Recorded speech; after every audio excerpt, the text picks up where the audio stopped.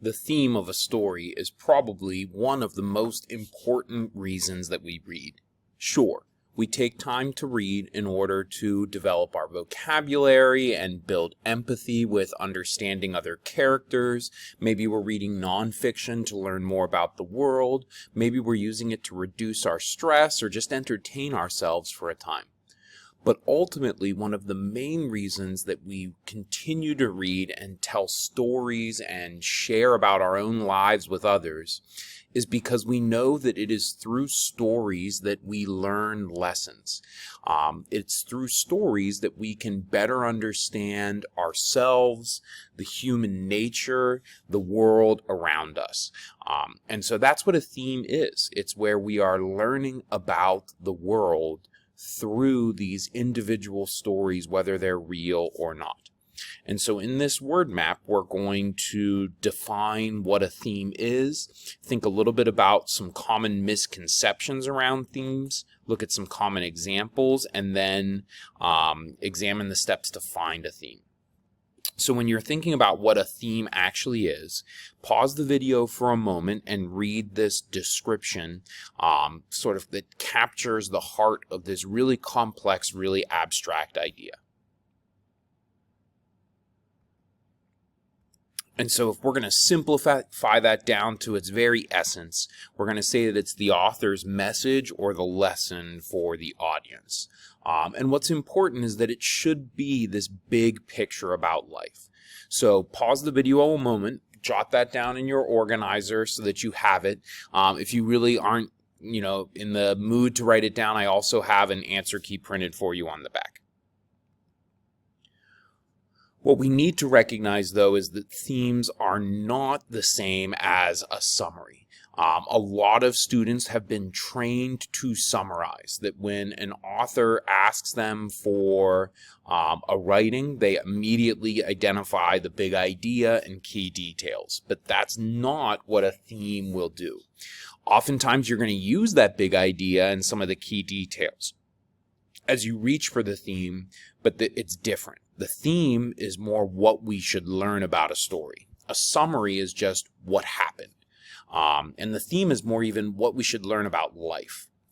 It's not quite the same as a moral either, even though those two things are the same. The moral of a story is often presented in a short fable or a short story. These are more aimed at children.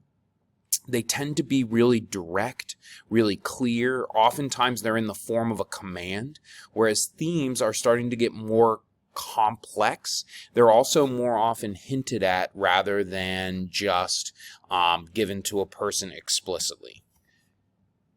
And so themes are not often stated explicitly. They might hint at it pretty intensely in the end of a story, but for the most part, authors let you work out the theme because life is complicated and all of us are in different positions with different needs.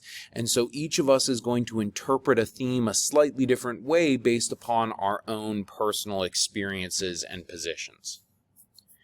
So here's another way of kind of looking at that same idea, comparing what we would consider a topic statement more versus a theme statement. Pause the video, read what you see on screen.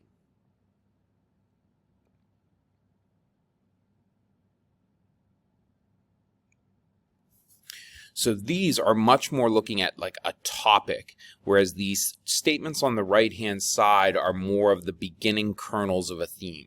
And each of these, I would say, are going to need to be explained and given a few details if somebody's asking you to describe the theme of a text. So where do we look in order to find a theme? The title is often the easiest place to get your first kernel of an idea.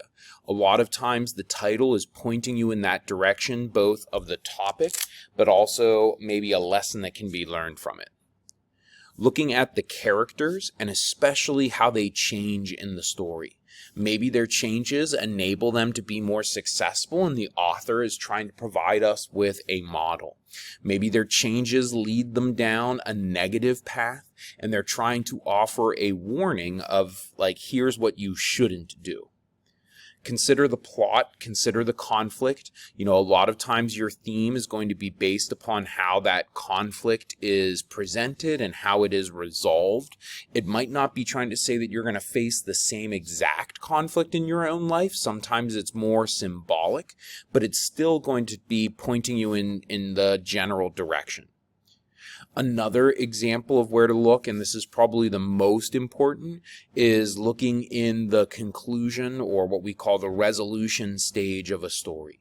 The theme is often hinted at most clearly in those final paragraphs. That's also where you see like the conflict being resolved and the characters demonstrating their changes. And so it's most likely that you're going to see those elements there at the end of a story. Again, you have to make sure that we are inferring. Do not expect them to tell us the theme word for word. So take a moment and pause this video to think about this example.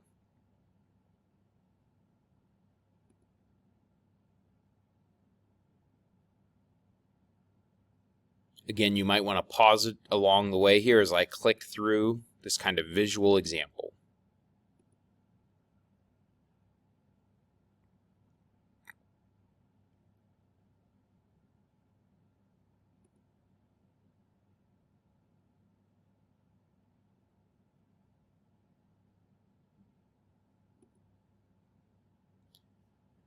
And if you really know what you're doing, you should be able to answer each of these individual questions.